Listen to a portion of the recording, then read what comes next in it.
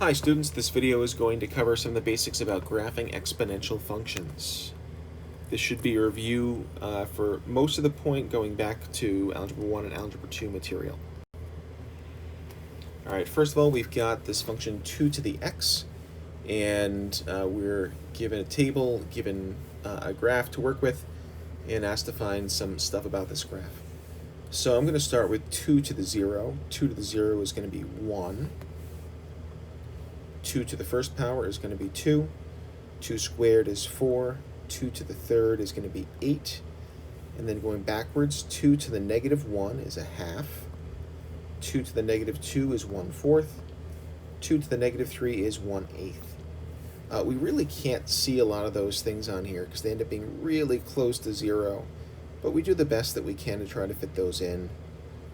So I get to 0, 1, 1, 2, 2, 4, and then 3, 8.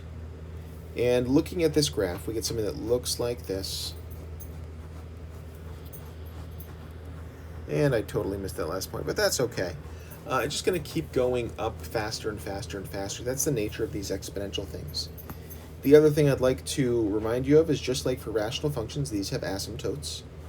This is the value that as we approach negative infinity with our graph is kind of like sitting on this. It's coming down to 0, but never quite reaching there. The domain for exponential functions, assuming there's nothing funky in that exponent, is going to be all real numbers, so going from negative infinity to infinity. The range is going to be going from that asymptote, 0, up to infinity. There are no gaps or weird things in the middle. This one doesn't have an x-intercept, although it does have a y-intercept at 0, 1. And the asymptote is at a height y equals 0. We can do the same thing with something like 1/3 to the x. Again, I'm going to start at 0, so we've got a y of 1. For 1, that's going to be a third. 2 would be 1/9, and 3 would be 1/27. And again, you really can't see much going on as you go farther and farther to the right. We get closer and closer to 0. You might recognize that's going to be where our asymptote's going to lie. And then going to the left, 1/3 to the negative 1 is going to flip that, so that becomes 3. To the negative 2 becomes 9. To the negative 3 becomes 27. So we've got 3, 6, 9, and we definitely cannot fit 27 on there. So our graph is going to come down, totally miss that point again, something like this. Beautiful. Domain again for all exponentials without something funky in the exponent is going to be negative infinity to infinity, all real numbers. The range is going to again be from 0 to infinity. X-intercept, there would be none. We do not cross that x-axis, and the y-intercept would be at 0, 1. The asymptote again would be at a height of 0, so y equals 0 for that. We can also work backwards, and here we're being given a picture of a graph that we're told is y equals b to the x. We're trying to find what b is to make this work, and then we're going to try to figure out what n would be if we can figure out what b is. So if we take a look at this, I'm just going to use the point 216 because the number's a little bit smaller. I'm going to plug 16 in for y. Then I've got b to the 2. I also know we're dealing with all positive numbers, so when I solve this, I don't need to think about the negative version of the square root.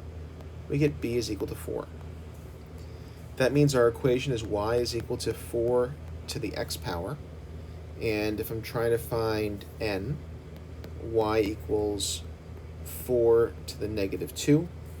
We know that negative exponents are reciprocals. That'd be 4 to the positive 2.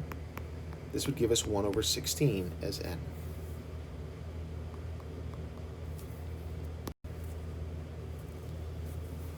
We can also graph these based on transformations.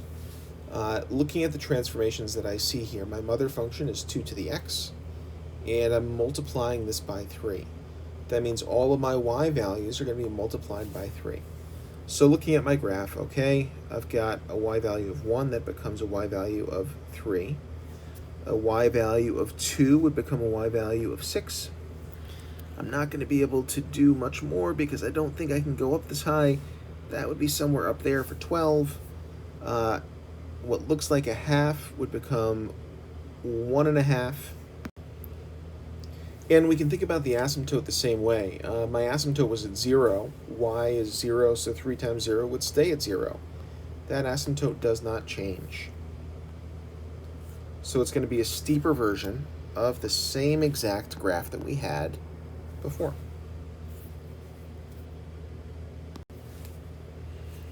Here we've got some other transformations going on here. We've got our graph of 1/2 to the x. That's the mother function for this. And I see two different things going on here. The first is I've got x plus 3 inside the function. That means that this thing's going to go left 3. And then I've got a minus 2 at the end. It's going to go down 2. Nothing out front, nothing multiplied by the x, so you don't have any other weird transformations there. Each of my points is going to end up going left 3 and down 2. I can see this one pretty well. So 1, 2, 3, down 2. Here's this one, 1, 2, 3, down 2. And 1, 2, 3, down 2. All right, I've got a half thing going on, so 1, 2, 3, down 2. And I'm going to look at my asymptote. That can't really go right and left. So really, we only care that that asymptote is going to go from 0 down 2 and have a height of -2.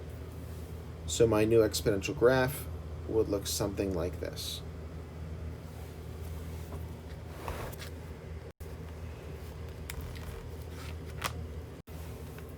All right, so now we've got this plus k thing at the end. That's about how much the whole thing's moving up and down.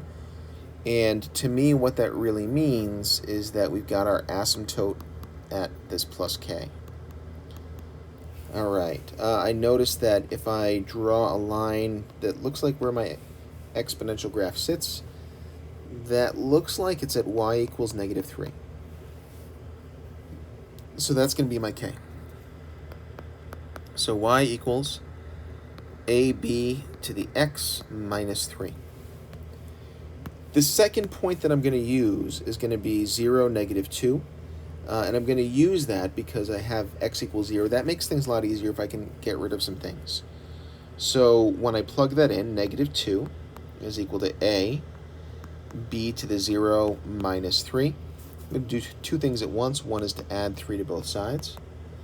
All right, that gives me 1. And the second is to say b to the 0 is going to be 1. So we get a equals 1. That's pretty useful. So I've got y equals 1 b to the x minus 3. The last thing I'm going to do is to plug in the other point that I'm given. So y equals, and instead of y, I'm going to, sorry, I didn't mean to write that. I'm going to write this as -3 over 2.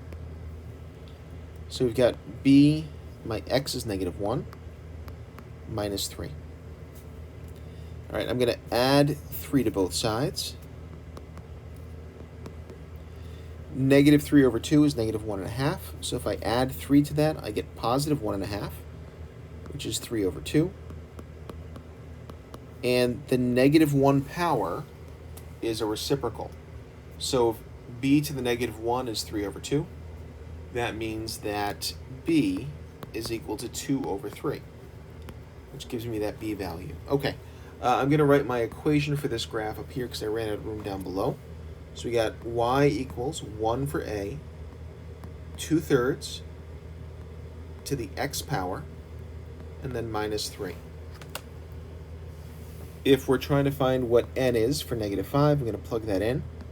Y equals 2/3 to the -5 minus 3, which I can rewrite as y equals 3 over 2 to the +5 minus 3, which is going to be an exceptionally big number. So I'm just going to leave this like this, and to be honest, I'm done. I've done the algebra stuff, I've done the graphing stuff, I've figured out what these numbers are.